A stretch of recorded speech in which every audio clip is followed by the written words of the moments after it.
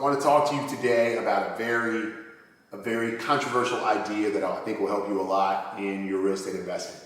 If you're a flipper or a wholesaler, I want you to do something that sounds crazy, but I want you to forget about the houses, the sticks and the bricks. I know people say, Kenny, well, that's how I make my money. I look at the comps, the ARV, blah, blah, blah, blah, blah, blah, blah, blah. I get it 100%. But I want you to just bear with me for a second and think about this. A house, any structure, is built of what are called commodities. So commodities are the building blocks of other things. Like in a car, you have metal, you have steel, you have glass, you have plastics. Those things are all commodities put together to make a car. Same thing with a house. You have wood, you have asphalt and shingles, you have glass, you may have some vinyl, you may have porcelain tile, you may have cement, which is made of sand and stone and things like that. You put all those things together and you build the house. So the issue with commodities are that commodities have what's called a spot price in time.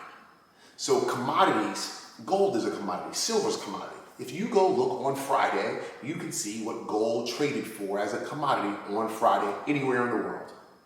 And you can sell gold at the maximum of that price. That's what gold is worth.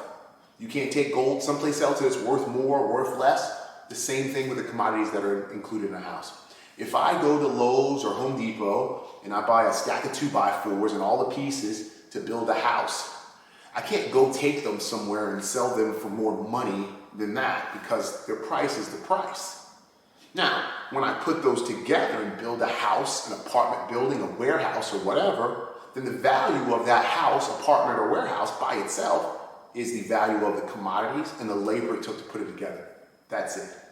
So if I were to take a house and put it on the back of my truck and tow it around somewhere, it's only worth the commodities and the labor. That's it. So there's not a lot of room to make money in the actual commodity. However, you take that same house and you put it on a lot, even in the same city, on two different lots in the same city, it could have a vastly different value.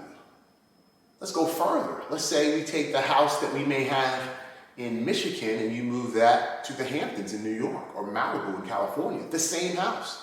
And the value can be drastically different. Well, why is that? It's not the commodities.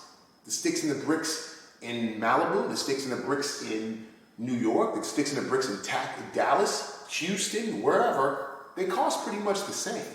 So what's the difference? The difference is the land. So as a real estate developer, what I'm trying to teach you how to do is to make a good land deal. And if you make a good land deal, then you'll get the maximum value out of the commodities, but the commodities themselves do not dictate, what something's worth. So if you flipped a house before and you did really well, you probably inadvertently made a good land deal.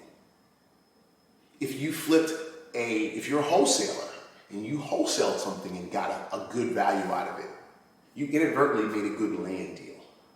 I know this is controversial, guys, but I want you to think about it for a second.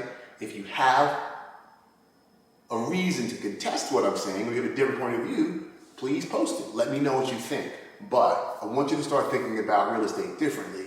At the end of the day, the scarce parts of real estate are not sticks and bricks. It's the land. So you want to learn how to start making good land deals. Okay? I know it's controversial. Hit me with some comments. I want to hear people's feedback from it. But that's it for today, guys. Thanks.